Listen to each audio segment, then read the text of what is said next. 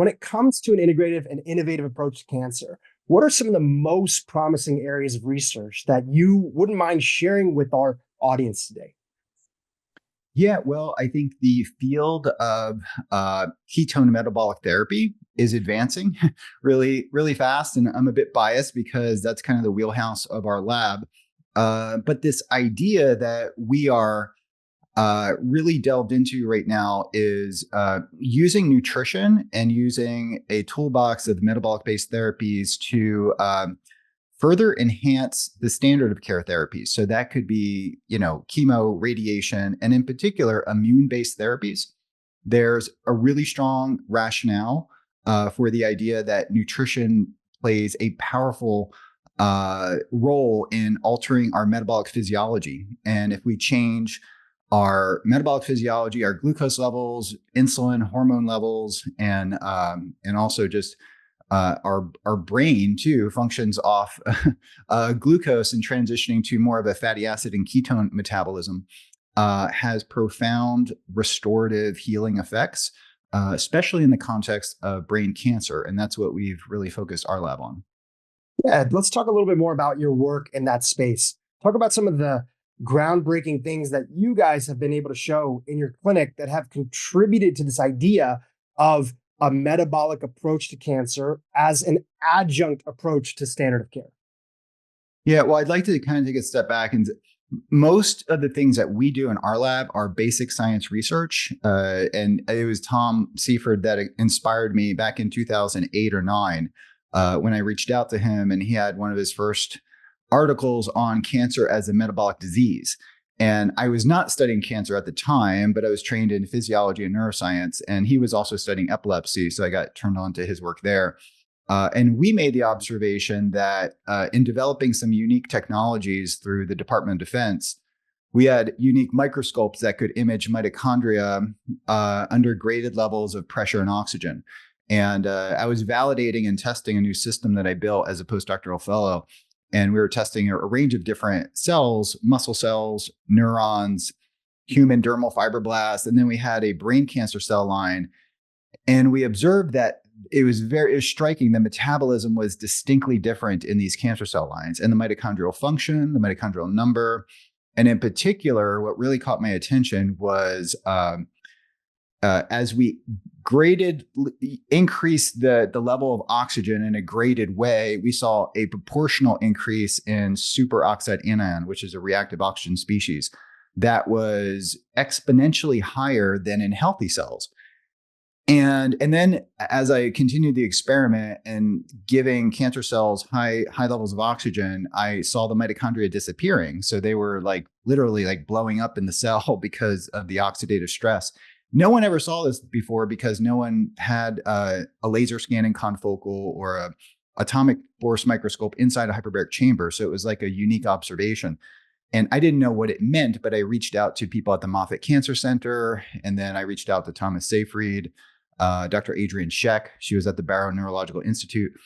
And then I was made aware of this idea of the Warburg effect, which is damaged respiration leads to compensatory fermentation. And the Warburg effect is essentially the phenotype of aggressive cancer cells. That's how they grow and proliferate through kind of leveraging the Warburg effect to enhance glycolysis, which could be up to 100, 200 times higher in cancer cells. And it gave us this idea that this could be exploited relatively easily, and it was very translatable if we were to implement a ketogenic diet, especially in patients that had brain tumors, because they're already having seizures. And an approved application of the ketogenic diet was for seizure disorders. So that set these observations in cells and in mitochondria underneath the microscope led us down a trajectory of developing different animal model systems and cell-based systems, and ultimately moving to collaborate with like the Moffitt Cancer Center and then clinicians there to really advance this idea of ketone metabolic therapy. But I would say the whole idea was really fired up by Thomas Seyfried, and Adrienne Scheck too was doing research at the time on this. I would love to repeat it back to you just to make sure that I understand the sort of steps that were involved in it, because it's pretty mind Mhm. blowing. And I've heard this story from a few different people. And Thomas Seyfried talked a little bit about it when he was talking about hyperbaric oxygen. And I've heard a lot of podcasts that you've been on. But essentially, the government hired you. I mean, the government basically gave you a research grant to look at this sort of unique situation that was happening to divers, right? Mhm. Like Mhm. divers. And you were using a hyperbaric oxygen chamber to like recreate sort of the atmosphere of when people are diving to see Mhm. why is it that these divers end up having this sort of side effect that comes with when they're using a particular type of apparatus to minimize the amount of air bubbles so they can maintain Mhm. secrecy in the water. Yep. And Mhm. so in studying that, you had a is it an electron microscope or like a high powered microscope that was there that you were It using? was it was so it was called an atomic force microscope, which actually gives you the scanning resolution of an electron microscope, but you could image living tissues within it. You could get atomic resolution, hence the name atomic force microscope. So I was one of the few people who adapted this technology for use in biological preparations. It advanced the field of nanotechnology. So because it's scanning resolution, and then I took this technology and I put it inside a hyperbaric chamber, and that essentially became my postdoctoral fellowship project, which ended up being like 3 or 4 years, and I didn't get any publications because I had to build the instrument to actually do the experiment. So after I built the instrument, I had to do the fluid gas electrical penetrations and then test it with different cells. And then I was like putting all different types of cells in there. And I wanted to get a methods paper out, and I put cancer cells in there and just saw this remarkable effect of oxygen killing cancer cells. And I didn't know what it meant because, I was a cell biologist, physiologist, and neuroscience, but I didn't know enough about cancer as to why the oxygen was toxic. And then people have tried hypoxia with tumors, but I knew for sure that no one had tried hyperbaric oxygen because, nobody researches, hyperbaric oxygen with a microscope. So that actually got me. I'm very curious to ask a lot of questions. So I reached out to literally the best people in the field, like NIH, NCI sponsored, cancer biologists, and asked them like, what is going on here? And that actually was the motivation behind what became our cancer research Yeah, and project. actually, as you Project. mentioned, you kind of got connected to Thomas Seyfried, who's been on this Mhm. podcast before. We've had some individuals that have also sort of implemented his protocol as an N of one case study that was recently on the podcast with the Mhm. Hippocrates Research Foundation. But just to kind of continue the story and make sure that everybody's following along with the connecting of the dots, you were putting essentially live tissue in the hyperbaric chamber, right? And looking at this with this atomic microscope. And in that process, you saw exactly what you mentioned, which is that hyperbaric. And again, just so everybody's aware, this is hard chamber hyperbaric, right? We're not talking about like the soft chamber that is at Yeah. like a lot of biohacking sort of places. Not that there may not be some benefits to that, but we're talking about, medical grade, sort of diver grade hard chamber machine that often costs like, Yeah. $100,000 or $200,000 is my guess, probably at least. And Yeah. in that process there, you ended up in a position where you were noticing this effect to cancer cells and reaching out to different folks. It was the question was, why is this happening? What's going on? And does it mean something? Right. So somebody from Yeah. the outside might look at it and say, wow, you're killing cancer cells. You're having literally the mitochondria and them explode through hyperbaric. But why can't we just do that in human beings who are alive and treat cancer that way? Can you explain that to the audience? Yeah. Well, I mean, these are observations in cells, and right, like cancer cells kind of transform and they kind of mutate into different activity when you take a cell out of a tumor. One tumor cell line was U87 glioblastoma cells, and I kind of looked back, and it was from a 44-year-old patient, and it made me think like it just made me ask questions as to has anybody tried this before? So what I was seeing in the microscope was very robust, but I was reading Tom Seyfried's work in it, and structure, number, and function of mitochondria are dramatically altered in cancer cells. But what I was looking at was these cells had tons of mitochondria. And they looked normal with the resolution power that I had, which confocal microscopy is about 200 nanometers, resolution. So they're a little bit fuzzy. But then, we would do the AFM in a fixed preparation. They seem to be kind of normal.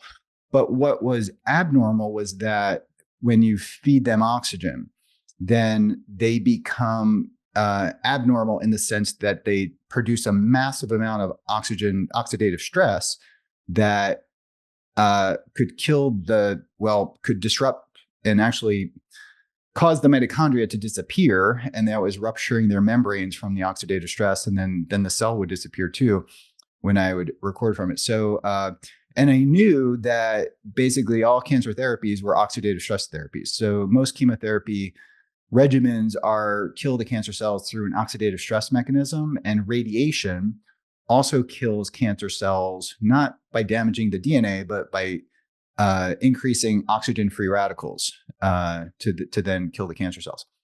So you have to realize that I was not in a clinic. I'm a basic science researcher, but I'm now reaching out to people who are basic cancer researchers, oncologists, and also neuro-oncologists to see if this is something that has been tried before or could be tried. And I did know that hyperbaric oxygen therapy was an FDA-approved application for 14 different applications, and one was radiation necrosis. So I went into the literature, and there seemed to be better outcomes in people who had gone through radiation and was using hyperbaric oxygen to enhance their wounds, the wound healing process. And these people had better outcomes. And then I went to several meetings, including the Undersea and Hyperbaric Society meetings, where they had cancer patients that were just almost going into remission and just no evidence of disease, but they would do the standard of care, then hyperbaric, and then be followed after. But these were just case reports. I didn't really know what it meant. But I was in a position, I had a PhD student join the lab, now Dr. Angela Poff, and, cancer was very personal to her. And it was her that was telling me, hey, I want to do this project. I don't want to do CNS oxygen toxicity, which was a Navy SEAL problem, right? So having a seizure, what happens when you use a closed circuit rebreather, a limitation for Navy SEAL divers is CNS oxygen toxicity seizures. And it's also a limitation of hyperbaric oxygen therapy, meaning that you can only go to 3 atmospheres. If you go above that, you have a seizure. So, and basically what we were showing is that therapeutic ketosis, it could be achieved with fasting, ketogenic diet, or what we focused on was development and testing of ketone supplementation to make hyperbaric oxygen more safe and more effective. So I'm giving you a long-winded answer, but we went into the direction of using therapeutic ketosis coupled with hyperbaric oxygen in the most aggressive model of metastatic cancer that we could find. And that was the VMM3 model of metastatic cancer. That Thomas Seyfried said, no one had cured this model of cancer yet. And then if you could cure this particular model of cancer, you would be very much on the right track to curing this disease or managing this disease. So that lit a fire under my butt, and I didn't have any funding to do this, but we, through industry partnerships and foundations and some other stringing together bits and pieces of funding, we got the project underway in 2010, I guess, the initial studies. Amazing. And what did you find? What did you find inside of those studies that you can share about? Yeah. So the first study was just simply using hyperbaric oxygen. And I still believe, a lot of people ask me what protocol to use. And I still believe that there should be a break day between, especially if you're using higher pressure of oxygen, the 3 days per week, like Monday, Wednesday, Friday. Logistically, it was easier to do it that way too, I guess. So you didn't have to give it every day. But hyperbaric oxygen therapy, Monday, Wednesday, Friday, 90 minutes, 2.5 atmospheres. And we had basically an animal chamber where we would put mice inside this chamber, and we had groups of mice that were on a standard diet and groups of mice that were on 2 different forms of a ketogenic diet. One was commercially available, and one we more or less engineered ourselves. And we started running the experiments, and couple days into it, the mice started dropping out in the standard diet group, meaning that the tumors were growing fast and the tumor burden was killing them. And as time went on, we got to the point where like almost all the mice were dead in the standard diet group, and we had like not even one drop out yet, I think, in the ketogenic diet group, or one was just starting to drop out. And it really excited me to where I would get into the lab really early just to check on the mice to see what was going on and which ones were dropping out. And that was our first study. So hyperbaric oxygen coupled with ketogenic diet therapy significantly increased survival in the VM-M3 model of metastatic cancer. And then we did a study where we just did a standard diet and we just added ketone supplementation to a standard diet to put them into therapeutic ketosis, just to see if ketosis alone. And we got some pretty remarkable effects at that too, where we would even grow these brain cancer cells under normal levels of glucose, even high glucose, like 25 millimolar of glucose, which is really high. And it had it suppressed cancer growth and proliferation. And it also increased the amount of dead cells that we saw, just simply adding ketones to the media. So we published that in the International Journal of Cancer. And then the third publication we got was ketogenic diet, a modified ketogenic diet that was supplemented with exogenous ketones. And then we coupled that with hyperbaric oxygen. So we had like a supercharged ketogenic diet. And this like further decreases glucose, it elevates ketones to get to what's in a glucose ketone index, like a more favorable. And we can talk, Tom Seyfried might have talked about what that is. And then we did the same hyperbaric oxygen protocol, and then we got even better results. So we did like these 3 papers in about 1.5 to 2 years. And that really, that was very exciting to us. And, it was kind of validating this idea that I was very skeptical about, that you could metabolically manage cancer in a way to increase survival. So we did not, and no one to my knowledge has cured the VM-M3 model of metastatic cancer, but we got better results than what you could achieve, for example, with like chemotherapy or different like standard of care therapies. So it's been a struggle to keep this research going just because our funding is so limited. But we're constantly, like, I'm working on grants now. We're submitting grants all the time. But we're going high. We're reaching for NIH. It's just hard to get, federal funding for these types of projects. You are one of many individuals, as you mentioned, that are now starting to pay attention to this larger area of metabolic approach to cancer therapies as especially like an adjacent component. So going back to our original question, what is some of the most, when it comes to integrative and innovative approaches to cancer, what are the most promising areas of research? What of what you've mentioned are things that you've seen, your colleagues or people that are in the space applying at the level of, human beings, right? You've mentioned that your work and research is there with mice. What have you seen on the landscape there of people, whether they're trying it on their own, finding an open-minded or integrative oncology team, or certain other research studies that might be emerging? Who's doing this when it comes to humans? Well, a lot of patients are doing it and they're emailing me. So I'm getting a lot of emails, and they're in a situation where they kind of have to be on their own, right? Like the standard of care happens to you, right? Ketone metabolic therapy is something that you essentially do. And we're not saying that a ketogenic diet or ketone metabolic therapy is going to cure cancer, but what it does is it metabolically manages cancer growth and reduces cancer growth just by hitting a wide variety of mechanisms that are, that pharmaceutical companies are trying to target, right? Many of these mechanisms are amenable to pharmacological manipulation. For example, glycolytic inhibitors, 2-deoxyglucose, lonidamine, 3-bromopyruvate. You probably heard about this drug. There's a book called Tripping Over the Truth, I would recommend, by Travis Christofferson. I wrote the foreword to that book. So there are drugs out there that patients can take that kind of mimic the ketogenic diet. Metformin is kind of one of them. There's hundreds. Like 10 years ago, there probably wasn't even one. Cancer registered clinical trials.gov, study on metformin, and now there's like 500 or something like that on metformin. So the oncology community is waking up, and they realize that targeting metabolism is a fruitful path.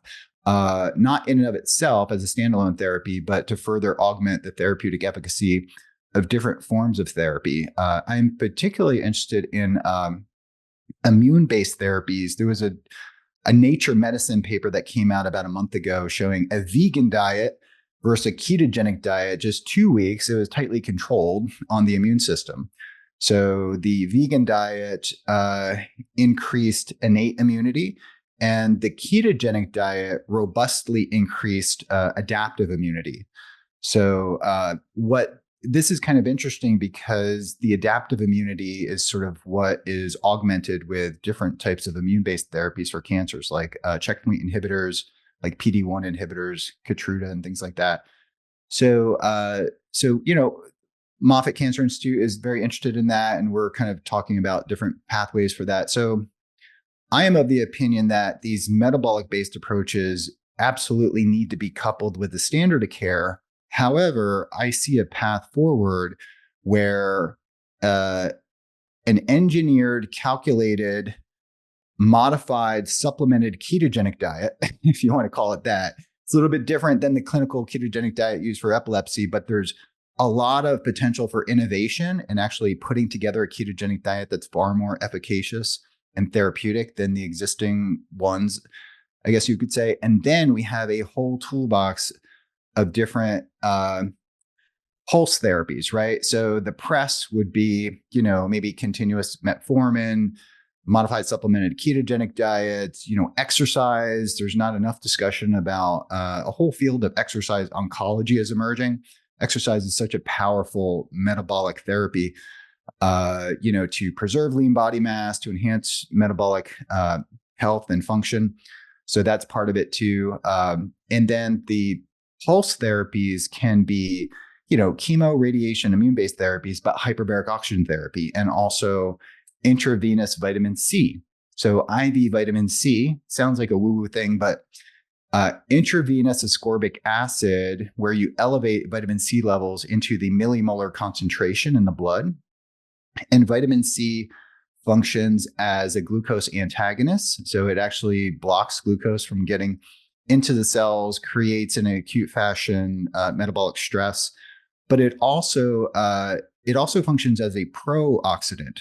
So on cancer cells, high levels of vitamin C can enhance oxidative stress. Within a tumor, you have high levels of heme and free iron, and then that can drive Fenton reaction, Fenton chemistry. You don't need to know all the details, but within a tumor, there's much higher levels of oxidative stress. When you reverse tumor hypoxia with hyperbaric oxygen, you hyperoxygenate the tumor, and it's independent of hemoglobin. So hyperbaric oxygen therapy works. Hemoglobin's already saturated, but the oxygen is dissolved in the plasma. And that allows the oxygen to perfuse into the tissue, because the tumor has erratic blood vessels where the red blood cells kind of get caught in the blood vessels and the tumor is hypoxic. But if the oxygen's in the plasma, that can quickly reverse tumor hypoxia, hyperoxygenate the tumor. And then in the context of like vitamin C or different drugs, we're kind of interested in something called artemisinin. And there's other like pro-oxidative things that you can get like off the shelf. There's mebendazole, and that could be sort of a supportive therapy. There's a lot of things that could further enhance in a cancer-specific way the oxidative stress. And it does it in a gradual way instead of the slash and burn kind of method that the standard of care does. And it's not damaging the healthy tissue. So you have the press therapies, which is just transitioning your body to burning fat and ketones, and then exercise, meditation, maybe some low-level metabolic drugs like metformin. And then, like in a pulse protocol, could be done once or twice per week, for example, for like 3 weeks on, 3 weeks off, where you pulse, hyperbaric oxygen, IV vitamin C, and then, or standard of care if you want to go that route, depending on the type of tumor. But then, I mean, we have like a whole toolbox essentially of different drugs and therapies that we want to try. And we're putting together, as Tom Seyfried may have mentioned in his podcast, a group of about 40 different cancer biologists, clinicians, and scientists putting together a whole comprehensive protocol that will describe all this. And we're working on it. It's just way too big now, and we're trying to trim it down and finding a journal to publish it in, and that'll give people a framework and a guide. But it'll be up to typically like a functional medicine oncologist or functional health doctor to implement this and work with the patients to implement it. And that's maybe what your listeners are seeking. It's like, okay, well, what's the protocol and how do we implement it? The protocol will be sort of released pretty soon and a lot of the details about it.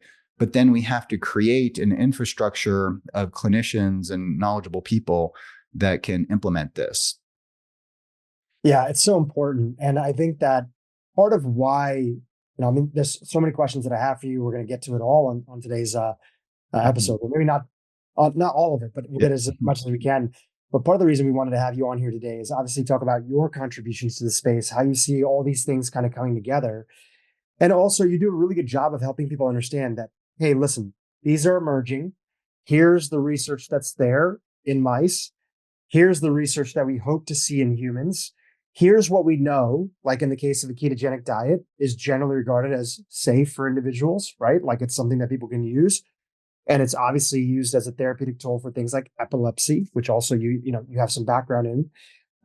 But that, people should understand that it's essentially still considered experimental. So if you're going to enter into that territory, you are entering into that territory as sort of a little bit of a wild, wild west. And while there may be people that are wanting to only go what would be typically called the alternative route or away from standard of care, you are super clear that you feel that the best hope for people is to blend these things like truly in an integrative way. So have a little bit of a team. You have to be the CEO of your health. So you'd have your functional, individuals that would be there, even if they're not a formal oncologist, they have some experience with navigating the roadmap of cancer modalities, and they can ask good questions and they can help, especially with the press pulse side of things. And then you'd have your traditional oncology team. My mom was diagnosed with breast cancer. This was more than 10 years ago.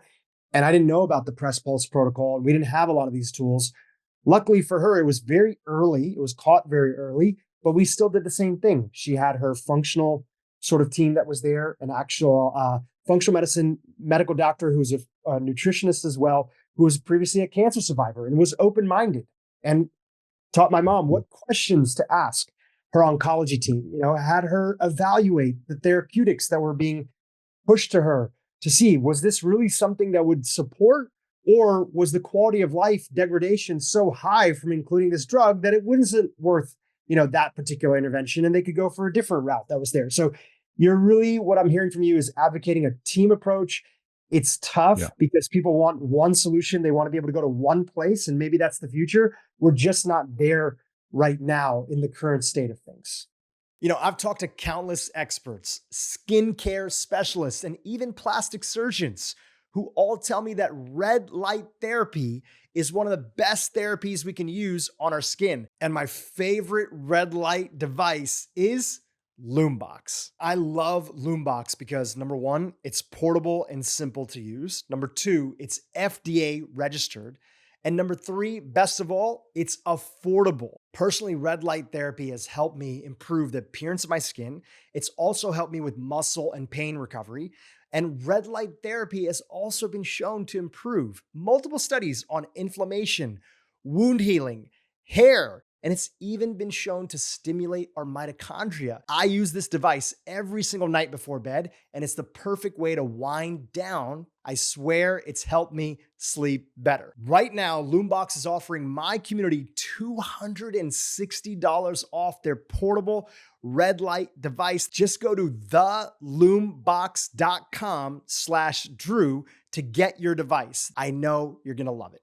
Yeah. And I think, modern oncology doesn't even pay attention to nutrition, right? Like nutrition, independent of a ketogenic diet, like even if you're going through chemotherapy and radiation and it just wreaks havoc on your GI system, just making sure that you don't have any nutritional deficiencies and like B vitamins and restoring gut health and things like that. Like this is not a conversation that even comes up because usually the recommendations are to eat as much food as possible and gravitate towards more processed foods, hyperpalatable foods, so you don't lose weight. So that's the general recommendation. And I think that's, on the periphery, it kind of makes sense, but it can do more harm than good. But what, if you were to do a podcast with me 10 years ago, there was like nothing on clinicaltrials.gov. I just gave a talk, just reviewing the PubMed research and also the research on clinicaltrials.gov. And I just pulled up the website. These are registered clinical trials on using ketogenic metabolic therapies: glioblastoma, pediatric brain cancer, breast cancer, prostate, pancreatic, head and neck cancer, endometrial cancer, renal cell carcinoma, lymphoma. And that's just the ones I'm just pulling up here, just looking through. So 10 years ago, there was like maybe one or two glioblastoma about 10 years ago, but people are taking notice. And this is like, I would say, I mean, it's important to preface this that, the ketogenic diet is used here to enhance a standard of care. I think maybe one or two clinical trials, it was like, looking at quality of life in patients that were palliative or something like that, as a standalone therapy. But the large majority, they're using ketogenic diet to enhance. But that's like, I mean, you have like almost a dozen different types of cancer here being treated currently with a kit. And so people are realizing that this is a viable approach, but there's a lot of hurdles to overcome because people are using all different types of ketogenic diets. So we have to universally, and if we're going to do a randomized controlled trial, we have to standardize a ketogenic diet. It's just like if you do an RCT on a drug, but you're using, racemic versus this or that, or different versions of the drug, then you can't make sense of the data. So we have to universally agree on the macronutrient profile, the micronutrient, the fatty acid composition. And once we kind of agree on a viable ketogenic metabolic therapy protocol, then we can do randomized trials that'll mean something. So I think that's an important conversation, even in the world of like metabolic psychiatry, where we're trying to figure out, the ketogenic therapy that would work best for bipolar, schizophrenia, depression, anxiety, things like that. We need to really nail down. So I think entrepreneurs out there listening to this, I think there's opportunity for food companies to develop whole foods-based ketogenic meals that are standardized, that can be used for clinical trials and even for clinically. And then ultimately, I'm sure, insurance companies will cover this. So I think it could be a fruitful venture to go down that path. Let's take a step back for a second and just remind our audience, why is it that the ketogenic diet could be potentially therapeutic in this setting of cancer in the first place? Like, what is unique about that diet and the environment that it creates or helps avoid inside of the body that could be therapeutic when it comes to cancer specifically? Yeah, probably would have been good to start there. Yeah. But so there's multiple reasons for that. I guess I would take a step back and the ketogenic diet has been used for epilepsy. Dr. Wilder validated its use at Mayo Clinic in 1921. So over 100 years of use. We didn't know why it worked. We just knew it mimicked the physiological state of fasting and changed our metabolic physiology. And changing metabolic physiology changes the neuropharmacology of the brain, changes the fuel that the brain uses too. And that had a profound anti-seizure effect and still has a greater anticonvulsant effect than any other drug probably that we know of. Actually, it's, when all drugs fail, kids are put on a ketogenic diet and it works. So that's sort of a validation, it's work. So the ketogenic diet works. And when I met Thomas Seyfried, he was like, oh yeah, the diet works great for epilepsy, but it actually works better for cancer. Like if they did clinical trials for cancer, it would have better. And I think there's been 5 or 6 RCTs on the ketogenic diet already. I heard someone mention 13, but maybe I need to update myself. But there's been a number of randomized controlled trials with the ketogenic diet, typically using like a shake, like a liquid ketogenic diet, like KetoCal. So for cancer, what the diet does is it lowers glucose availability. So a ketogenic diet is high fat, moderate protein, and essentially no carbohydrates, clinically formulated. So you limit glucose availability to the tumor, where tumors have ramped up their metabolism to use glucose as an energy source, but also to synthesize molecules, right? For the expanding biomass of the tumor, glucose is shuttled into biosynthetic pathways and lipids too. So you have limiting glucose availability, and also you create ketones by suppressing the hormone insulin. When you fast or when you go on a ketogenic diet, your insulin levels drop, and because insulin drops, that stimulates your body to metabolize fat. And the liver metabolizes fat at an accelerated rate and elevates acetyl-CoA and other metabolites that feed into the ketogenesis pathway. So the liver generates ketones, beta-hydroxybutyrate and acetoacetate, and then they go into circulation. The liver is not very good at using ketones as an energy source. It lacks succinyl-CoA transferase. Interestingly, many cancer cells also lack this enzyme that allows for the generation of ATP. So succinyl-CoA transferase is limited in the liver because the liver is the site of ketone production. It doesn't suck up. It gets enough nutrients by other means, by storing glycogen and things like that. But the ketones spill in circulation, and then the ketones are not only an energy source to the brain and peripheral tissues, but the ketones are like a hormone. So there's like a ketone receptor, right? The GPR 109A receptor. And so they have anti-inflammatory effects. They have epigenetic effects through different sirtuin enzymes. They impact the levels of neurotransmitters. The beta-hydroxybutyrate, the primary ketone body, directly interacts with the histones to actually create epigenetic effects. This is called beta-hydroxybutyrylation, or kind of studying it in the lab. And these epigenetic effects are sort of offer cellular protection. They have antioxidant effects. When they're activated, like superoxide dismutase and catalase get elevated in healthy cells. So a ketogenic diet rapidly shifts your systemic physiology to compromise growth and proliferation of the tumor. And then it elevates ketone bodies, which is a fuel source that arguably, some people may argue, is not a fuel for cancer cells. I think some cancer cells may be able to use the ketones for biosynthesis, but because, in particular, aggressive cancer that has damaged respiration, mitochondrial respiration, would just by default, because of the damaged mitochondria, would not be able to use the cancer cells efficiently as a fuel source.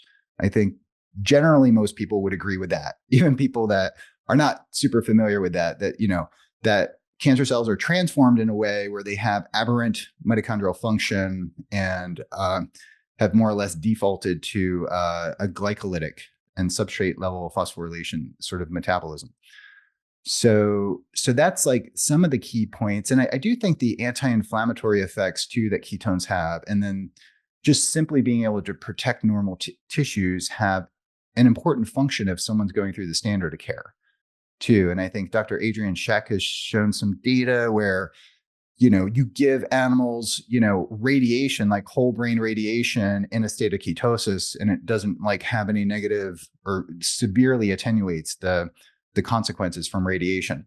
So it's protecting the normal healthy cells. But in the context, therapeutic ketosis is um, cancer killing and helps to enhance the efficacy of radiation therapy and probably chemotherapy too. But I think we haven't really sufficiently studied that. And at the same time, it's protecting the normal healthy cells. So that's like an important, when we view it as an adjuvant therapy, I think that needs to be appreciated. But everybody that's kind of in this field wants, the big vision is to create a comprehensive metabolic based therapy that can avoid the use of toxic therapies. And I think that's going to be reality maybe in the next decade, but it's going to take some time and research. Mm-hmm. That's super exciting. When it comes to, again, going back to this idea, for those that haven't seen the past episodes, but Thomas Seyfried, he broke down his press pulse protocol. Later on, we had a case study, again, just a case study, featured of an individual that was working with the Hippocrates Research Foundation. The gentleman's name was Den Stacy. And like a lot of people that work with the Hippocrates Research Foundation, who was, Thomas Seyfried would often refer people to, it's a nonprofit, kind of offices based out of Texas and California, who sort of just out of the kindness of their own heart, they don't charge or anything. They kind of guiding people through this. How do you go through the press pulse protocol? Where do you find hyperbaric? How do you navigate all this stuff? What questions should you be asking your doctor? That's kind of a lot of the work that they do. One of the things that they were talking about in their podcast that we all had together is that they were saying that specifically when it comes to, cancer, you are trying to use the ketogenic diet as a very sort of technical approach to get the blood glucose into the optimal range that Seyfried had highlighted in his book, because it's when the blood glucose is, I think it said, you would know better than me, but it's like 70, around 70 is where the blood glucose would be, somewhere 65, 70. Is that accurate? Yeah, in a fasting state or a mildly restricted therapeutic ketogenic diet, it'll bottom out in most people between like 65 and like 75. And then, if I do some certain activities, it may dip down into the 50s. But generally speaking, there's very powerful homeostatic mechanisms that maintain normal blood glucose. So it's difficult for many people to get, especially when they're stressed out and going through cancer therapies, to get their glucose even under like 90 or 100 under certain conditions, especially if these patients are using corticosteroids like dexamethasone, or even chemotherapy will elevate blood glucose. So this becomes a tricky scenario. So actually what we're very focused on developing easy ways to lower blood glucose. And one way to do that is exogenous ketones have a profound glucose lowering effect, like much more than something like metformin. So we develop strategies that could be rapidly implemented to dramatically lower the glucose ketone index, which is the level of glucose over ketones in millimolar concentrations.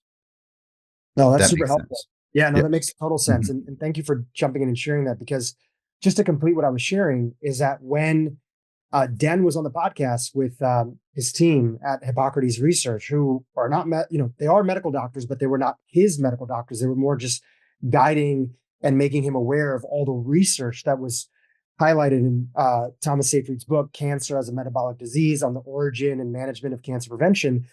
What I understood from their team was that to get into that like 65, 70 range, right before you go into hyperbaric, which Den was doing, and again, a case study, this wasn't some big trial, 3 times a week, that sort of put the pressure in a way on the cancer cells that they were more going to be ready to sensitizes them. Yeah. Sensitizes them to hyperbaric. Is that a correct understanding in the way that I understood what they were doing? Yeah, for sure. I'll actually kind of take a little bit of a step back to our lab research. And when I observed the cancer cells kind of, exploding under high pressure oxygen, I was like, okay, let's just take rats and put them in hyperbaric oxygen with tumors and see what happens. When we did this on a standard diet, in a group of like 6 to maybe 8 to 10, we didn't see a statistically significant increase in the tumor growth. There was a trend for less tumor, like smaller tumors. And if we powered it up to like 20 or 30 mice, it probably would have been statistically significant. But hyperbaric oxygen with the standard diet alone has a very mild anti-cancer effect, at least in the model that we're working on. Actually, other people have shown in Germany and other countries have shown that hyperbaric oxygen as a standalone in different models to shrink tumors. But we did not see that. But when we coupled it, like you're saying, the ketogenic diet, by virtue of limiting glucose availability, suppressing the hormone insulin, elevating ketones, and also, I don't want to go too much into redox biochemistry because that's what I used to teach, and it can get kind of technical. But there's certain pathways that are significantly attenuated that knock down the defense mechanisms of cancer cells. Like one pathway is, your listeners, is the pentose phosphate pathway, for example, that generates reduced glutathione. And then that is very, very robust in cancer cells, but cancer cells need a lot of glucose to ramp up that defense mechanism. And what the ketogenic diet does is it cripples that defense mechanism and makes the tumor selectively vulnerable to oxidative stress modalities. And that could be, hyperbaric oxygen therapy at the maximum, concentration ideally. And then also being in a state of ketosis makes hyperbaric oxygen therapy much safer, meaning that you won't get oxygen toxicity, which can occur in the CNS as a seizure or in the pulmonary system. Right. So, that's what we study. That's actually led us down this path, is this observation that you could increase resilience to 5 atmospheres of oxygen, which is like super toxic, right? Up to 600%. So that was one of our first publications with a ketone ester. It was a particular ketone ester was very, very effective neuroprotection, anti-seizure. Then we ultimately used that ketogenic supplement in our cancer studies. So it had an anti-cancer effect. Yeah. So a long-winded way of just saying that, therapeutic ketosis sensitizes the tumor and also makes hyperbaric oxygen therapy, and we think the standard of care, much, much safer and much more highly efficacious. Yeah, super important. And why I've been wanting to have you on and talk to a lot of people in this space. And Seyfried highlighted this in his podcast with us, is that I think it's very important, while people are aware of these emerging modalities, these new ways, some of the research that's around them, what has been researched, what has been researched, what has and hasn't been researched.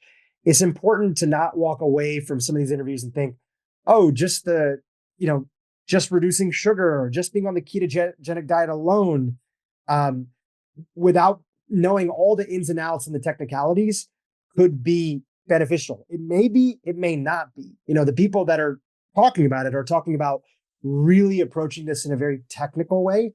And I would consider you to be one of them. So it's not to discourage people, but it's more to say that just this idea that you're going to walk away and just go on some random ketogenic diet that you're going to piecemeal together, and that's going to be how you're going to approach cancer, is not what anybody is recommending, right? And that's not what you're talking about. It's really talking about a more mechanistic approach and working with a team, including standard of care, to approach it. Something you mentioned earlier that you said doesn't get enough attention, and I'd love to put a spotlight on it, is this idea of exercise, and specifically exercise in the aspect of maintaining lean muscle mass and the protective element that comes along with that for people, both who are dealing with cancer and are kind of working through the standard of care, but also in helping us potentially mitigate our risk of getting cancer in the future. Let's chat about that for a second. Why is it important, and why hasn't it got as much attention as it should be getting? Yeah, well, I'm glad you're bringing attention to that. I do think exercise is an equal or maybe even a more powerful metabolic therapy than the ketogenic diet. That could be a stretch because the ketogenic diet profoundly changes metabolism, but it's very powerful. And I also think that it could couple well with the ketogenic diet, and even synergistic, like 1 and 1 equals 3 kind of scenario, right? So when you're in a state of ketosis, if you couple that with resistance training to build lean body mass, that dramatically enhances your metabolic health. Skeletal muscle is the most important glucose sink. So when we have more of it, and that skeletal muscle is metabolically conditioned, it essentially functions as a massive glucose sink. to limit glucose availability to the tumor. It also increases insulin sensitivity.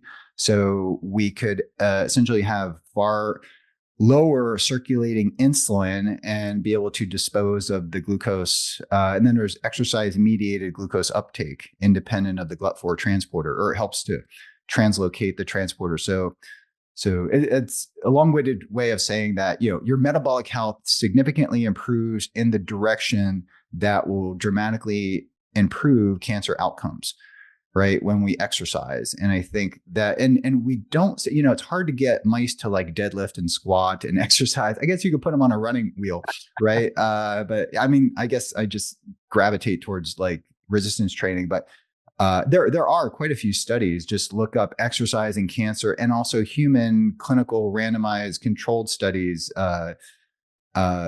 with, for example, breast cancer. Just go on PubMed, look up like breast cancer exercise outcomes. Like, it's remarkable. I don't know why more people are not talking about this. I need to talk about it more, to be honest. I wish there was an easier way to study it, but we always, of course, we need the funding to do it.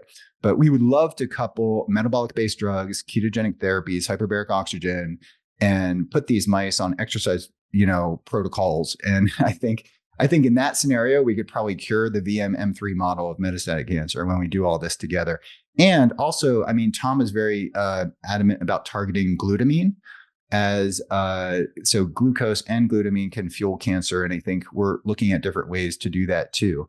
But yeah, exercise, that conversation needs to happen, and we need to have more high-level funded investigators studying exercise as a metabolic therapy. And it also impacts the immune system too. When people ask you, not that your main wheelhouse is the space of cancer, but people ask you, and from your understanding of the landscape that's out there, if they're saying, the top lifestyle habits, components that they really should be prioritizing if they're going to increase their risk of preventing cancer in the future, right? I think the statistics are close to 50% of adults, a little bit less for women, will end up with a cancer diagnosis sometime in their lifetime.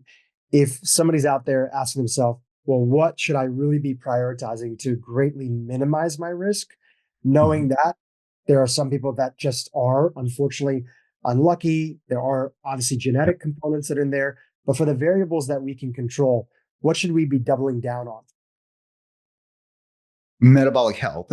So I know that's a very broad term, but there's a couple of there's like metabolic biomarkers that are not part of the comprehensive metabolic panel, right? So I use, I think you do too, Dhru, a continuous glucose monitor, and that gives us the metabolic awareness to make the optimal choices on food selection, and also the amount of food, to titrate the amount of carbohydrates to achieve an ideal glucose homeostasis, if you want to call it that, throughout the day, right? So improving glycemic control, of course, just simply, a healthy weight, your body composition, increasing lean body mass, reducing body fat. But also there's biomarkers that we should be measuring, including fasting insulin, hemoglobin A1C, HSCRP, which a lot of cancer patients send me labs, even, when they get the initial diagnosis, and HSCRP is like through the roof, right? So I think, and I think that's more of a consequence of having cancer or going through therapy too, but I think inflammation can drive, we know that. I mean, it's one of the, it's part of that oncogenic paradox, right? Where multiple things can cause cancer. And that could be radiation, chemicals, inflammation, hyperglycemia, a whole host of things can cause cancer. But optimizing metabolic biomarkers, including insulin, hemoglobin A1C, uric acid, HSCRP, of course, keep triglycerides low, blood pressure, I know that's cardiovascular and stuff, but it's just a sign that your metabolic health is good.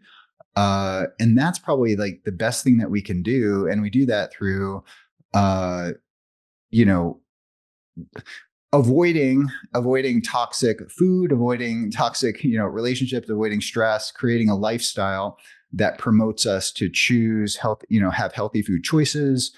I'm biased towards low carb, and then creating a lifestyle that you prioritize exercise. And it's not like this thing that you do if you get off work early or something like that, that you build it into your schedule. And I think I grew up just like exercising was part of like what I did. So it's just like a natural extension of my day. Uh, I don't do it every day, but I try to fit it in, and I look forward to it. But there are some people, including cancer patients, that'll reach out that they just don't like to exercise. So like go to the gym and that kind of exercise. But I think the best exercise of all is just getting out and walking, especially in nature. If you could do it like outside and just in the natural sunlight and stuff too. So I'm a big proponent in just getting 10,000 steps a day.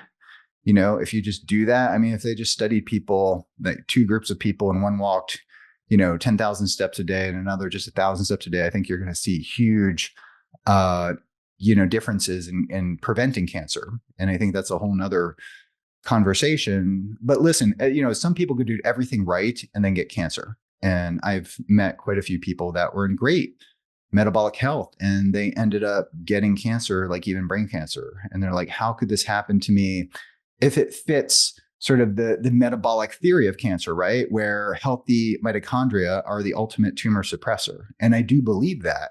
But then there are a lot of different things immunologically that could trigger cancer. It could be, the papillomavirus. Viruses cause cancer, CMV, Epstein-Barr virus, different infectious agents that we harbor can damage respiration and could, ultimately damage mitochondria in a way that makes us more susceptible to cancer, or hyperactivates or reduces immune function. Like our immune system is so busy fighting off the infection that it and getting cancer is to some extent a failure of the immune system. And if your immune system is like an army, right? If it's occupied in trying to get rid of a particular infectious agent that we may harbor throughout our lives, that could make our immune system weak in a way that we get cancer. I've been kind of intrigued by that idea, and I think there's a lot of merit to it. But we do know, I think Michael Bishop got the Nobel Prize, right, for discovering viruses cause cancer, and I think there's a lot of research that should be done on this idea of different viruses that have already been done, and Tom Seyfried might have highlighted it. Of viruses that damage respiration that cause cancer, and I think, but Tom has a really good schematic showing all the different things that cause cancer. And I have it, it's in one of a couple of my talks that I recently gave. And I think if people just like look at that and all the different provocative agents that damage respiration and create a lifestyle to prevent them from doing so, will be important. Yeah, maybe we could feature that if you send it over afterwards. You can put it on Yep. the video for YouTube for those that are watching. Let's go back to the ketogenic diet for a second and just this idea of experimentation. One of the things that you're known for and you've chatted about, publicly in a lot of your interviews before, is that you're constantly in a place where you're experimenting on yourself and you're playing with things and you're playing with a different approach. You mentioned that you're biased towards, low carb. How has your mind evolved or shifted or sort of broadened a little bit when it came to that idea of low carb or a ketogenic diet for yourself over the years? I got interested in the ketogenic diet in 2008, and the only book available, when you Googled the ketogenic diet, the Charlie Foundation came up, right? So that was like, there wasn't much chatter about ketogenic diet at all. And the book that I got was written by John Freeman and Eric Kossoff, who are at Johns Hopkins Epilepsy Clinic. So I got that book and I bought a ketone meter, which was really expensive at the time, and formulated a 4-to-1 ketogenic diet. And over the course of like 2 or 3 months, I lost strength and I lost muscle, but then it came back. Then my strength and energy levels came back after about like 2 months. But realized that a 4-to-1 ketogenic diet is difficult to sustain. About a year later, Dr. Kossoff. Just to jump in, sorry. Yep. Can you just explain what 4-to-1 means? Sorry. 4-to-1 ratio in grams. So 4 parts fat, 1 part essentially protein. So if the macronutrient percentages comes out to something like 87 to 90% fat, and then the rest of that, 10% essentially protein. So fairly low protein, super high fat. And this diet did put me into a state of ketosis. I was a little bit nauseous and didn't really feel good the first week or two, but realized I just wanted to experience the state of ketosis. And then maybe a year or two later, we developed exogenous ketones, and we were playing with them and experimenting with them. But over the years, I did see favorable changes in cardiometabolic biomarkers, with the exception, if you want to argue, the LDL cholesterol did creep up. I mean, I always had about 100, and then it creeped up to about 300, an LDL 300, and my ApoB. So we were talking about that before we got started here. And then I guess, about 2 or 3 years ago, I transitioned to from a ketogenic diet to just a low carb diet being about maybe 70. The highest I'll ever get during the week is maybe 100 grams of carbs. And that will be very high fiber. So it'll be typically broccoli, wild blueberries, walnuts, avocado, maybe an apple here and there. And, on a higher carb day, it might reach 100, but typically about 50 to 70. And that was enough to bring my LDL from 300 down to 200. And then it has stayed like rock stable pretty much around 200 for almost 2 years. And only recently, actually as of today, did I get my blood results back from 6 weeks of a drug called ezetimibe, which blocks the transporter for cholesterol. Then it shot it down to 104, with triglycerides going in a favorably lower and HDL a little bit higher. So I am of the opinion that elevated LDL, even in the context of what's called a lean mass hyperresponder, and I say that, and I use that term because I know you had Dave Feldman on the podcast before mine. So everybody go listen to that podcast if you're listening to this, because Dave's doing some amazing work with the Citizen Science Foundation. So I am of the opinion now, until the science comes out and could potentially validate, that elevated LDL that's even astronomically high in the context of a lean mass hyperresponder phenotype, which is low triglycerides and high HDL. I'm of the opinion that the elevated LDL is not ideal, and bringing that down from hyper elevated to, more normal levels probably would be less atherogenic, but I'm just very cautious in that regard. But other people would probably argue that with me. So my diet has transitioned to more of a low carb diet that keeps me in a very mild state of ketosis, but I do use exogenous ketones. So basically beta hydroxybutyrate combined with electrolytes, sodium, potassium, magnesium, calcium, and I consume that similar to the Element, but the Keto Start product is what I use, and the beta hydroxybutyrate is actually bound to the elements. So you consume it, you get the elements, the electrolytes, and then it releases beta hydroxybutyrate. And I do that like first thing in the morning, and then I do it like later, like midday. So I'm on a low carb diet, but I get the benefits of being in ketosis by using an exogenous ketone electrolyte, but also MCT. So if people don't want to buy, a ketone supplement, medium chain triglycerides are great. MCT, if you can tolerate it, MCT oil, you can incorporate it into food, into sauces and dressings and things like that. So, but I do believe that having a diet that has some phytonutrients and some fiber in it is beneficial. No, that's great. Thank you for sharing that with us. And like a lot of people, we're all trying to figure out our own health journey along the way and make the best decision. I've also shared previously, I had the cardiologist that I work with, Dr. Michael Twyman, on the podcast. And, I've shared transparently all my labs. I share with my audience along the way. I'm due for an updated episode coming out. And I also told them that I'd come back and share how my metabolic health and lipids improved. Because just like you, we were chatting beforehand, I also am not excited about the fact that my LDL is, very high and my ApoB is high. So I made the decision about 6 months ago to also start ezetimibe out of all the options that were there. Even though I'm, again, like you, I'm paying attention to this entire space and people like Dave Feldman, I'd rather not risk in that direction until I have more evidence personally that, things are okay. On the flip side, I've also, I don't know if you've had any experience with, and no affiliation, I have no affiliation with them. These advanced CCTA scans like Clearly, that look at soft plaque and hard plaque in the body, in the heart specifically. But I had that done when I turned 40. And that also gave me a sense of peace of mind because there was Yeah. essentially no hard plaque or no soft plaque, like the tiniest amount of soft plaque that was there. I've heard from multiple cardiologists that it was one of the cleanest scans. Knock on wood, I want to try to keep that up in the right direction.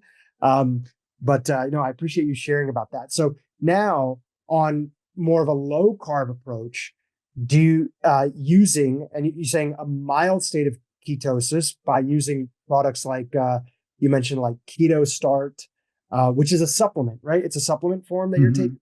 Yeah. Yeah. It's it comes in a packet, and uh, comes in a packet, and it's just like it's that big. It's powder. You put it into water, and it gives essentially kind of mimics the electrolytes that you find in electrolyte supplements, but the electrolytes are ionically bound to beta hydroxybutyrate, which is a ketone molecule.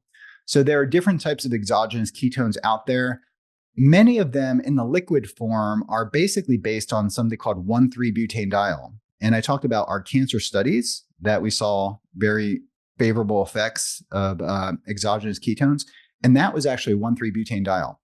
And then 1,3-butanediol based ketone esters were also efficacious. And then the ketones, the electrolyte ketones can also work too. We didn't study it at the time because we didn't have this particular formulation. But I do worry about people taking one. So most of the supplements, liquid supplements on the market are 1,3-butanediol, and that is a dialcohol. It's a glycol. When you consume it, the liver needs to break it down. You do create a beta hydroxybutyrate aldehyde. So the liver needs to break that down to create ketones. And it also has a mild it gives you a little bit of a buzz, a mild narcotic effect, and it tastes kind of bad too. So, but it has, we've studied it, it has some interesting effects, but it doesn't like enhance performance. It doesn't, may give cognitive, performance under certain conditions. But there's a lot of hype around marketing for that. So, but what I tell people is to gravitate more towards a ketone electrolyte supplement like Keto Start and also MCT. MCT is medium chain triglycerides are, if you could take a low carb diet and just eat, 3 or 4 low carb meals and add 1 or 2 tablespoons of MCT, and then you've created a Mediterranean ketogenic diet, if you want to call it that. And then you could use a keto. If you take exogenous ketones with MCT, that can shift the pharmacokinetic curve to the right, I would say. So you'd get a greater sustainment of the ketosis over time because the fat delays gastric absorption. If you take the exogenous ketones with protein, fiber, and fat, it's going to delay gastric absorption, and then you get ketones throughout the course of the day. So this is essentially what I do, like working in academia. I stay ketogenic all day, and then, for my dinner, I'll have some veggies and then maybe some fruit and stuff at night. But essentially, I am sharper and have more clarity of thought and more energy throughout the day, staying very low carb or keto. And then I'll kind of backload some carbs like later in the day after my evening walk or something, or right before my walk, and then a little bit after my evening walk. That's my typical routine. Yeah, and that's what I was going to ask you. Again, we're talking about you. We're talking about your sort of situation. I was going to ask you, what is the primary driver that you want to stay in a mild state of ketosis, especially in the earlier part of the day? And you answered it, is that it's kind of keeping you sharper. It's keeping you more energized.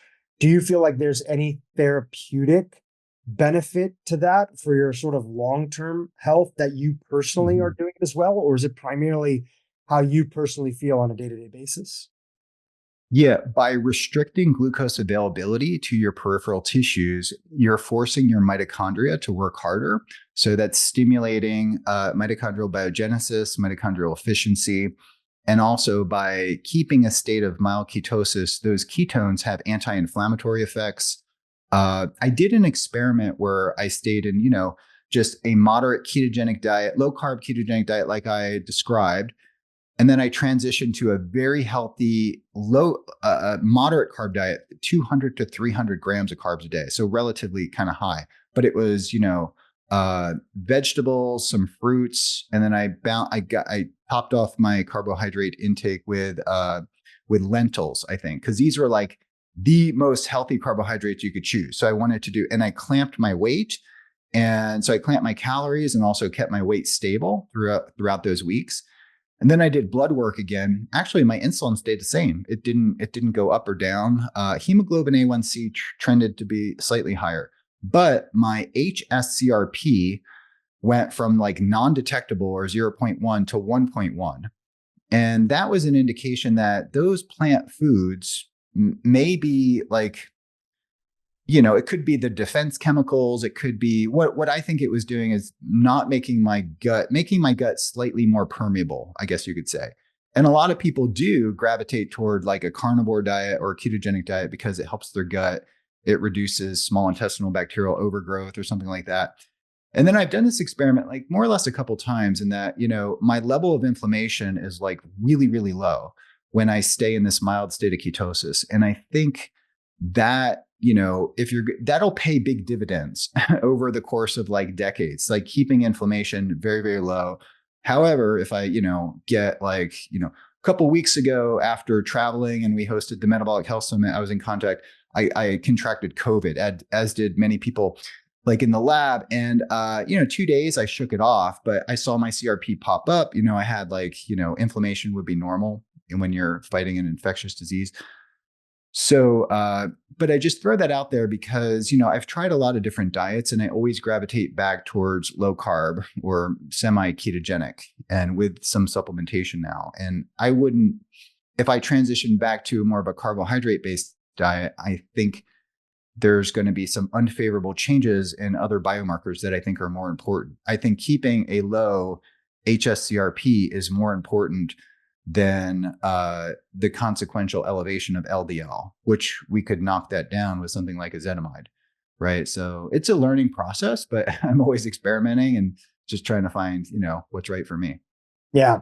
I was just curious myself about you, which is why I was asking so much of what you do. But I also want to make sure for our audience, because we have a lot of people listening today, is that you've also shared that for the average person that's listening, regardless of what diet they follow, the most important thing is to make sure that when it comes to the dietary side, like they're maintaining a healthy weight and generally as much as they can skew towards whole foods, that alone is going to be giving them, it's going to be a huge step in the right direction. So people can personalize, they can do a lot of different things, but for people who might be confused or feel like they do better one way or have to eat a particular way because of religious or ethical reasons, keeping a healthy weight and making sure that you steer towards whole foods. And obviously, because you're such a big fan of making sure that the skeletal muscle is being fed, getting the adequate amount of protein that you need to make sure that the body is supported. Is that correct in me summarizing some of your broader thoughts outside of your own personal experiences?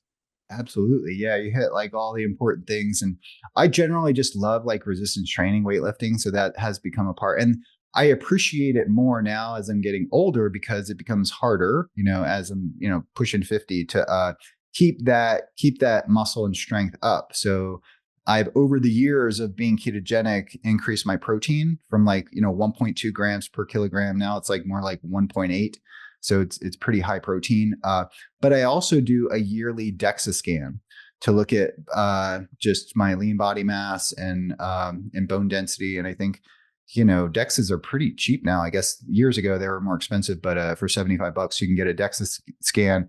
Doing that once a year, and that lets you know if you're on the right track. The DEXA is actually what led me to realize that in a lot of intermittent fasting and strict keto, I lost like something like 18 pounds of lean body mass over the course of, maybe 5 to 6 years. And I was like, I need to course correct for that because I can't go down that trend. So I started, eating breakfast and just spreading out my protein a little bit more, getting more protein. And then I did take a year off of like weightlifting and training when we bought a farm and I was doing a lot of work outside, but, getting back to training and stuff, I was able to reverse that and actually add lean body mass, even at a relatively advanced age, if you want to call late 40s advanced age. So.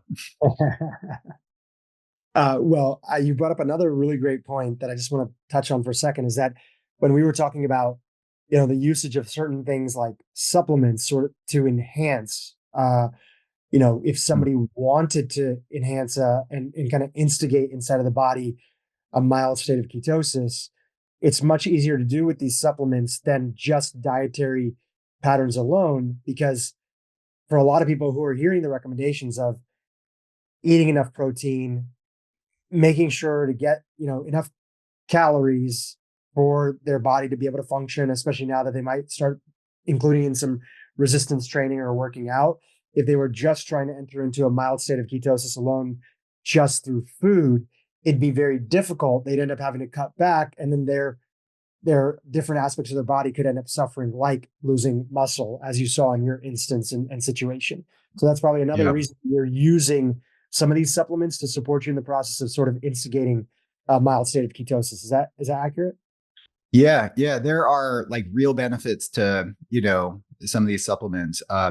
Creatine monohydrate is probably like, an important supplement I didn't talk about, probably one of the most important. Omega-3 fatty acids if you don't eat fish. I also recommend the Omega Quant test to look at your omega-3 kind of profile. And I take alpha lipoic acid and melatonin at night. Kind of a short list of supplements, but yeah, the Keto Start is what I use by Audacious Nutrition. And the electrolytes, really, I think you do get depleted. I see this on blood work. People get depleted of electrolytes, especially calcium, believe it or not. Maybe it's calcium's kind of lacking in the soil. I know we have a farm. I know it was like deficient in our soil. And a lot of the food that we eat is deficient in magnesium and calcium and things like that. So something like a ketone electrolyte supplement would be giving you your electrolytes, which when people start a ketogenic diet, sodium drops pretty low. That's called a natriuretic effect, and it has a diuretic effect. So what people may experience is that they go on strict keto or even during fasting, and they get up and they get what's called orthostatic hypotension. That's the contraction of their plasma volume just because there has a diuretic. If they're not drinking enough, a lot of people like drink a lot of coffee too when they do keto, just to wake them up and get through the keto flu brain fog kind of thing until they adapt. And so, yeah, you want to stay really hydrated. Exogenous ketones can help you punch through that keto flu where you don't even experience it. You just have energy right off the bat. And then for me, I really would need to dial my carbs back a little bit more to stay in what I think is like that optimal therapeutic ketogenic range, which is really just like 1 millimolar. And a lot of people, there are people that, even people that sell ketone supplements or the exogenous, like the ketone esters, say you need to get up to 3 or 5 millimolar. We are not of that opinion, especially the research that we're doing. And it basically higher is not better. And you can achieve 1 millimolar probably with MCT. You could definitely achieve it with like Keto Start and 1 packet of Keto Start and maybe 30 to 50 milliliters of MCT a day. You could get well above that, not even on a ketogenic diet. But once your ketones get above like 2, 3, 4, that can actually cause energy toxicity. It's like the same reason like you don't want high glucose, right? Because that represents energy in your system that your body needs to really dispose of. So we have ketone urea, and then those ketone bodies are also mildly acidic. So your body has to produce and dump off more bicarb through the kidneys. So higher is not better when you're talking about exogenous ketones or ketone supplements. So I think that's important. And it may, our publications may give the wrong impression, because when, our first publication is on CNS oxygen toxicity, like this is an extreme environment, but the neuroprotection was at like 4 to 5 millimolar, right? But that's like 5 atmospheres of oxygen. It creates a massive oxidative stress. It's way above what you'd get through hyperbaric oxygen therapy. And, we gave a very powerful ketone ester to 4 or 5 millimolar, and it had these remarkable effects. So I do think, we're doing clinical trials right now with, certain things, and where we do want to get higher levels of ketones. But for the general person, if you could get your ketone levels to like 1 or 1.5, you are getting a ton of benefit from that. Like no one eating a standard diet would ever get to that. This is an order of magnitude higher than you would typically achieve. So you're getting brain function effects, anti-inflammatory effects, and even epigenetic effects, just getting to like 1 to 1.5 millimolar. You don't have to get to like super high. And I think there's a little bit of point of confusion and contention around that. Well, while we have a little bit of time here left, I just love to talk about measuring for a second. I'm always transparent with my audience about different stuff that I've done, that I've not done. actually never measured my ketones. I've always had good general energy throughout the day. Mhm. I'm taking certain ketone supplements at times. I followed a very messy ketogenic diet when I had first heard about it that wasn't standardized in any sort of way and probably wasn't actually leading me to be into ketosis, right? I was just doing a lot Mhm. of what I had heard from other people, like a high fat diet and this and that. And I probably actually wasn't even in ketosis to begin with, knowing how hard it is to get there if you're not using some type of a supplement or if you're not very strict with it. So when it comes to the basics of measuring, Mhm. can you chat about that a little bit? Yep. Would somebody go about, even getting a baseline to start off with? A lot of the urine ketone measurement strips get like poo-pooed a lot, but I'm actually, you could go to CVS or Walgreens or, Amazon and get these urine ketone strips for like 25 cents per strip. It probably works out. So super cheap. That'll semi-quantitatively tell you if you're in ketosis or not. So maybe that's like, if you don't want to spend money, although like I have the Keto Mojo meter here, and this does glucose and ketones, and it's maybe like $1 a strip or something like that. And this is kind of like the gold standard for like the point of care. And it also give you your glucose ketone index.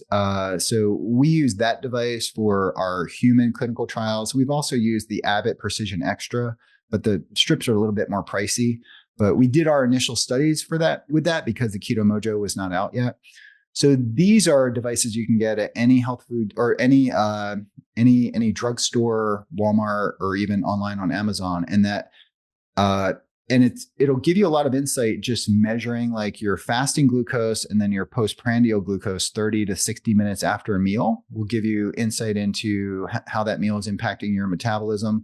Of course, you could also use a continuous glucose monitor, and like Levels Health is really creating an app and coupled with a glucose monitor sensor that it's very helpful. I use it. I'm an advisor for them.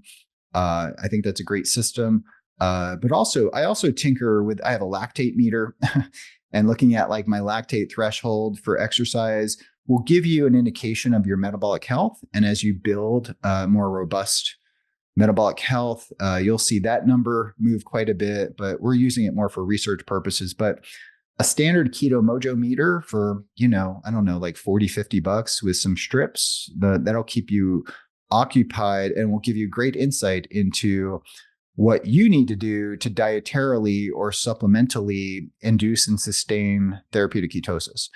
And then the app is wonderful too for the Keto Mojo. So that would be probably the only measurement tool that you need to really scientifically do the ketogenic diet correctly. And of course, there's a lot of books out there that can guide you and a lot of websites too. That's great. Just in terms of, there's a lot of advice that people hear on podcasts, including my own, and there's a lot of advice that's out there on social media. In terms of order of operation, and in terms of, a lot of the context of the things that we talked about today, for people who are going down the pathway of like generally wanting to be healthy, prioritizing their metabolic health. I'm excluding people that might be like dealing with like cancer in some sort of way and really need precision sort of approach from with the team.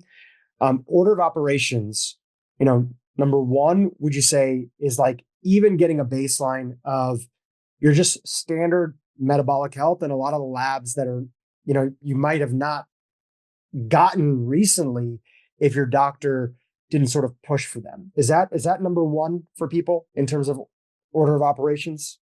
Yeah, if you and I have to remind myself of this, that my insurance company covers like, yearly or maybe even twice yearly, to get that yearly doctor's visit and comprehensive metabolic panel, CBC and CMP.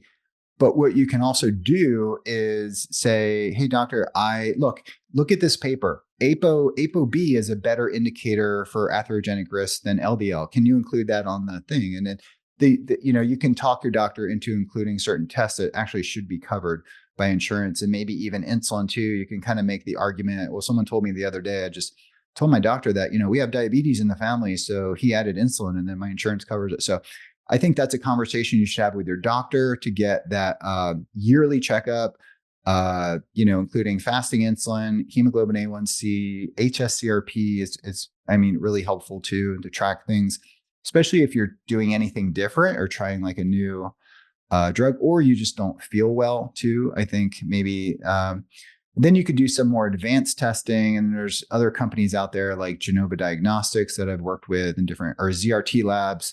They have home kits where they have a cardiometabolic panel. You don't have to go to a lab, and you could put drops of blood on a blood spot card, put it in the mail, and then they email you the results back. So ZRT Labs has the cardiometabolic kits. We've used that in research. I validated it. I've done the card at Genova Diagnostics, and then got my insulin and other things measured, and then it correlated. But I had to do that because we did research in extreme environments where you can't have a phlebotomist take blood. So the cards came in handy just doing a finger prick. And if you don't like to go to labs, this is really useful technology. And Abbott and Dexcom now, they're creating kind of over the counter continuous glucose monitoring systems. I'm doing the paperwork for Abbott Lingo, which would be continuous ketone monitoring, continuous lactate monitoring, and continuous glucose monitoring. And I think this could be, I'm super excited because of the clinical, the value that this could add for certain clinical scenarios. For people metabolically managing certain disorders, I think could be super valuable. But I also think that this could be the future for optimizing metabolic health. So these continuous values coupled with periodic testing. Incredible. I got to look into that ZRT laboratory. That's so similar to like an Omega Quant. We've had Dr. Bill Harris on the podcast, and that test I credit as being a big sort of awakening for me. I had been on a vegan diet, grew up vegetarian for a long time, did that test, saw that my Omega ratio, this was now when I was probably like 26, 25 years old, was I felt great initially on the vegan diet. And then after years on it, I was on it for like about 7 years. Towards the end, like year 5, year 6, I wasn't feeling as sharp. I wasn't feeling, as like focused. And obviously I didn't know as much, that I know today. And there's better ways to do the vegan diet than kind of how I was approaching it. But I did the Omega Quant, and it was like, wow, my Omega index is completely off. I started including fish, high quality fish inside of my diet. And I felt like my brain turned on for the first time. So that's for anybody that's done that or wants to do it. It's like a $59 test. You can do it from your home, but you're literally pricking your finger and you're putting it on this card. So you're saying ZRT is giving you, insulin, CRP, all these markers, A1C on kind of a similar thing. You're just putting blood drops on a card. Yeah, I got boxes of them here. So that's one way to do it. I don't think it's not probably as accurate. The triglycerides were a little bit off, but everything else was pretty similar. And it's not super cheap. It may be levels, for example, they have like your CGM, and now they have all these cardiometabolic biomarkers, including uric acid, ApoB, and everything. And that's actually cheaper so it might be cheaper to go through that than to get the ZRT Labs does have the blood spot card. And that's kind of a convenience thing. And we did that basically because, our IRB wouldn't approve someone taking blood in certain underwater extreme environments where we were doing research. So it got me turned on to these blood spot cards. But you could do hormones. You could do, so that's one option. And these technologies will probably get cheaper. But ZRT Lab's been around since like the 1990s. And, I'm a fan of what they're doing. Genova Diagnostics too. And there's a number, and of course, what Levels is doing with their cardiometabolic suite of things. And then coupled with CGM, it builds into the app. And then you have basically like a dashboard. So that's kind of like, the ultimate, in optimizing metabolic health scenario. That's great. No, I love all those. I love Levels. I'm an investor, loose level advisor when they need me. And I think they're doing great work. Shout out to Levels. We'll put the link for them in the show notes below. Cool. Dr. D'Agostino, I want to come back to, a little bit of what we were talking about at the beginning of the podcast, which is this sort of new frontier of the integrative approach to cancer as we're winding down over here. A big part of this that if someone is diagnosed with cancer, or has a family member, and they start to remember that there's these episodes, with individuals like yourself or Thomas Seyfried or other people that are in this space, the metabolic approach, they're often one of their first questions, since it is a little bit of a wild, wild west, and some of these approaches are considered still experimental that are there. And again, just so everybody knows, you're advocating for them to be used along with the standard of care. A lot of what they're looking for is they're looking for communities. They're looking for communities of people, whether it be other patients that have gone down that journey, or they're looking for communities of potential practitioners. Where do you typically tell people to look or sort of hang out that they can find people so that the journey of becoming the CEO of their own health doesn't feel as lonely, and they only have to rely on sort of podcasts and YouTube, which could be good or it could be bad, right? Um, any places that you recommend that they hang out, either online or offline, to start meeting more people that could be supportive for them down the pathway? Yeah, you know what I do? Because some people contact me with all sorts of different disorders and different types of cancer. The Institute for Functional Medicine usually has, a lot of different open-minded doctors that will be able to work with you in different capacities and implement some of the approaches that are consistent with metabolic based therapies, like for cancer, for example. But what I actually just kind of go and have advised people to go right to PubMed and see what clinicians are publishing case reports, public actually like in the academic literature. So they're practicing as a clinician and they're publishing, and that's kind of like a high bar. But if you could find a particular clinician near you that has legitimate, peer-reviewed publications for treating a particular disorder, whether that be cancer, whether that be, we deal with inborn errors of metabolism, for example, that, and where it could be like more rare.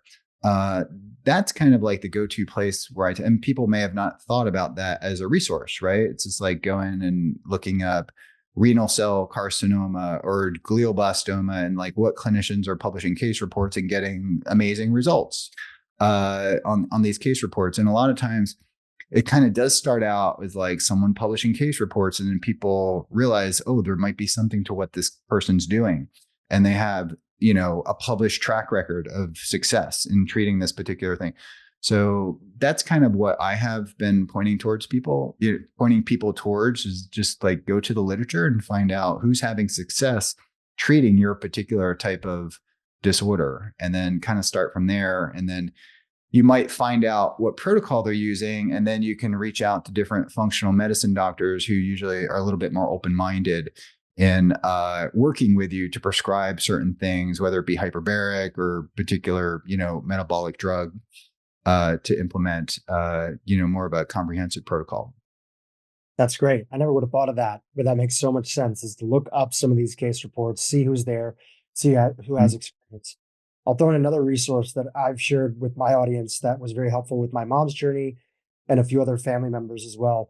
It's, I don't know if you've come across the gentleman, but his name is Ralph Moss. Ralph Moss. He is, Yes. Yeah. The yeah, Moss report, right? Didn't he have like the Moss report like a long time ago? I remember reading, and he used to work at like Dana-Farber or something like that too, that's Sloan Kettering, or and Sloan Kettering. Yeah. he ended up leaving, and he went Yeah. down this pathway of researching everything that works and doesn't work when it comes to integrative approaches for all the different types of cancers. Because as experts on this podcast previously have shared, and Dr. Moss shared, many cancers are almost like their own disease, and they need their own sort of, even though we lump them in as cancer, they can be completely different in sort of how they, respond to certain modalities, both standard and integrative. So there's the Yeah. mossreport.com, which now I believe Dr. Moss's son is really, running, Ben, and they have a Mm-hmm. practitioner database of different people. And inside of there, I've had a few friends that have found like different individuals that have experience with metabolic therapies. And some of them are functional medicine doctors, or just open-minded doctors that have gone down this rabbit hole, often because their own family member had suffered with this, and that's how they got educated about it. So, and then of course, we mentioned, we'll link to the episode, but Hippocrates Research Foundation, they've published a few case Yes. studies following the Seyfried protocol. Again, just Yep. case studies, super experimental for individuals that are out there.